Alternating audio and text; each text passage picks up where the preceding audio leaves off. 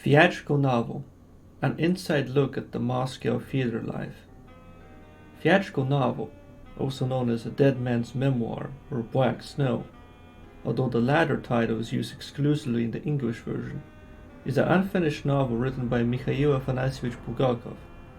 I'll divide this review into 3 sections. Section 1. Introduction. It is immediately veiled by the narrator as a fictitious story written by the now deceased Sergei Leontievich Maksudov, a failed novelist who committed suicide. Supposedly, the dead man sent a package to the former along with a letter in which he asked his only friend to publish his writings, detailing the course of his attempted career working as a playwright.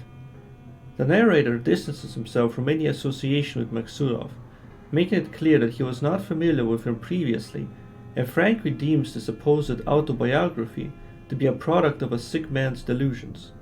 That being said, a final request is something he still sees fit to respect, and with a few minor alterations publishes the memoirs.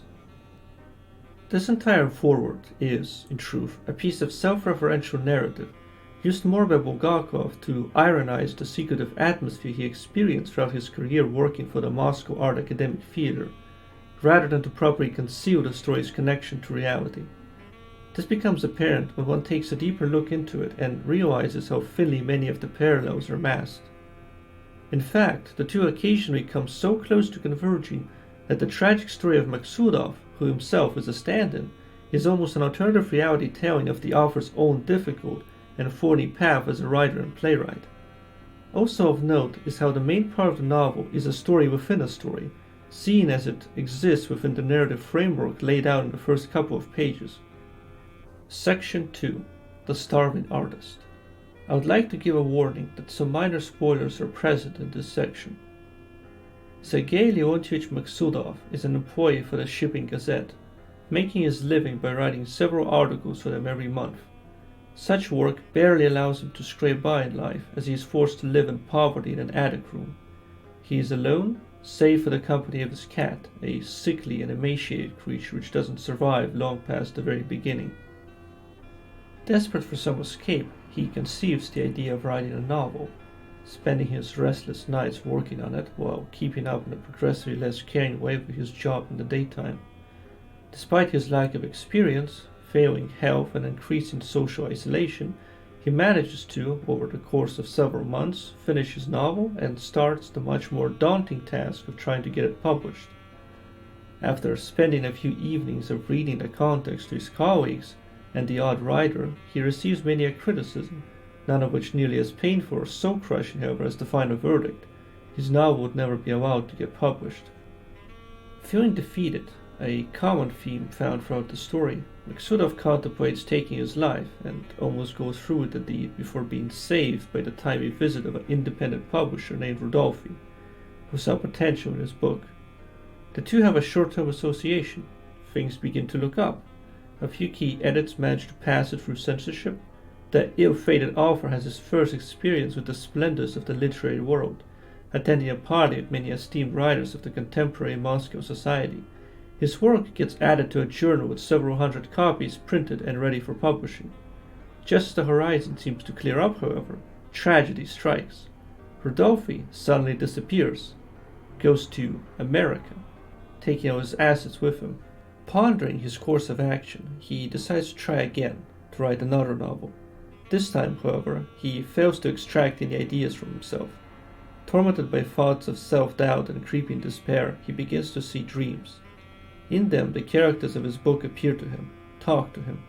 Soon they begin to manifest outside the dream as well, and compelled by this, he takes out his novel, previously gathering dust, and reads through it. As he looks at the pages, a projection begins to manifest from them, a series of vivid, moving images, three-dimensional, like a movie. He witnesses the Dnieper in the winter, running horses and clashing swords, the smoke from a pipe and blood spewing across the snow, turning it black. Over time, sound also starts to emerge, the playing of the grand piano and that of gunshots accompanying the visual spectacle. Maksudov, enchanted by this display, begins to write it all down, eventually realizing that he is in fact describing a play. His fortunes once again turn as he receives a letter, inviting him to the independent theater, the most well-known and respected in all of Moscow, as somehow one of the high-ranking members there found out about and read his work, and moreover was impressed enough to decide to turn it into a play.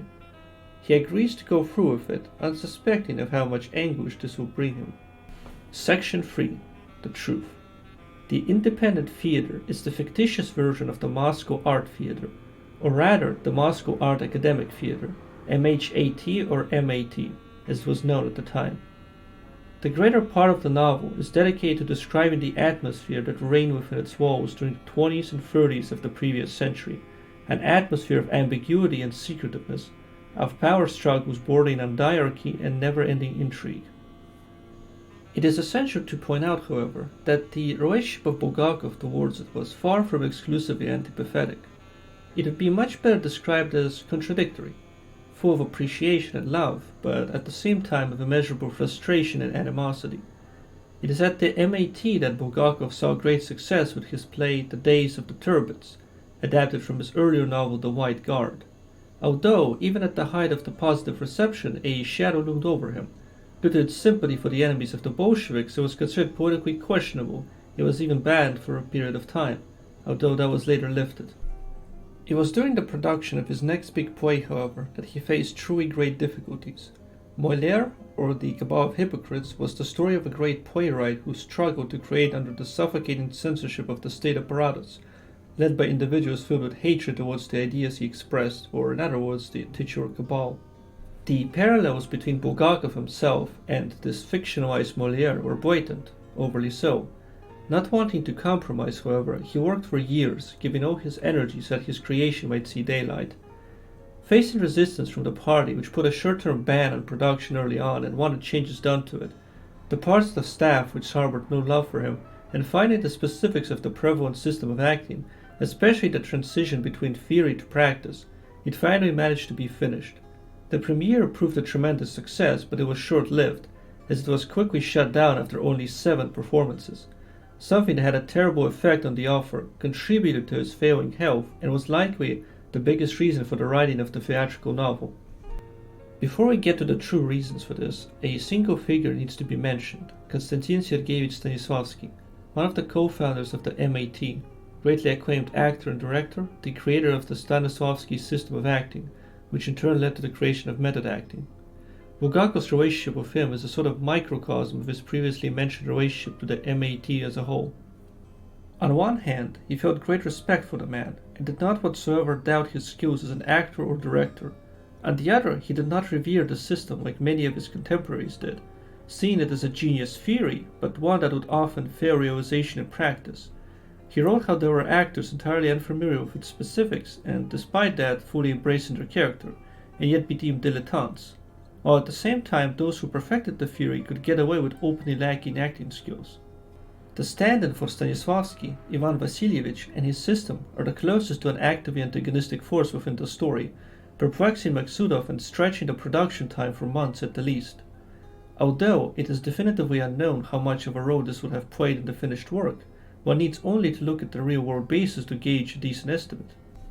The two would come into constant conflict, especially during the creation of The Days of the Turbans and Molière, Stanislavski wanting one change after another, which to Bulgakov would often appear arbitrary or even draconian.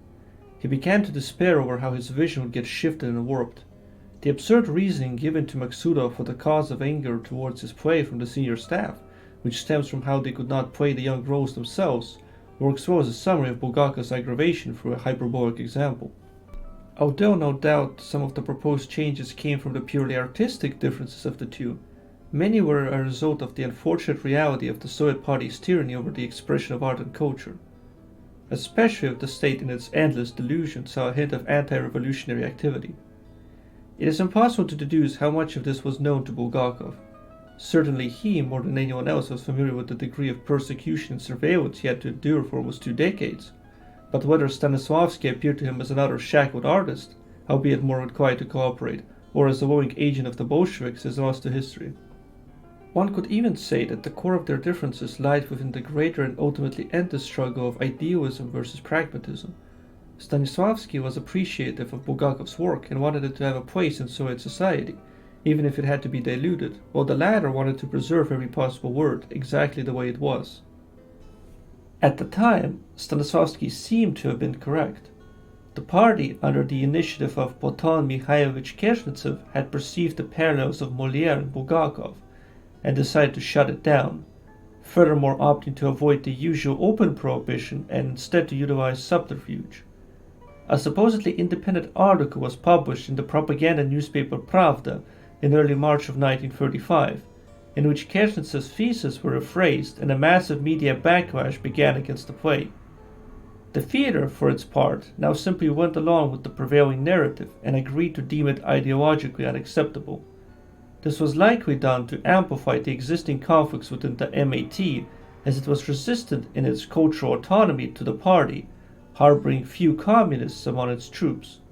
It was another blow among many, which often were more pronounced and violent, resulting in dozens of arrests and executions for fictitious charges. At the time, Stanislavski seemed to have been correct, but history proved the falseness of the state and regime. As the many layers of red tape were rent away, and the play could once more be shown, it was cemented as a Russian classic. It was not to be during Bulgakov's life. However, his idealistic vision and unflinching dedication won in the end.